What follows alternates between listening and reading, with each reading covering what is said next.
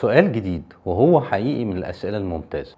أنا عملت عملية تكميم، وبعد التكميم الدكتور مشاني على دواء للسيولة. ليه في الشفط مش بمشي على أدوية سيولة برضو؟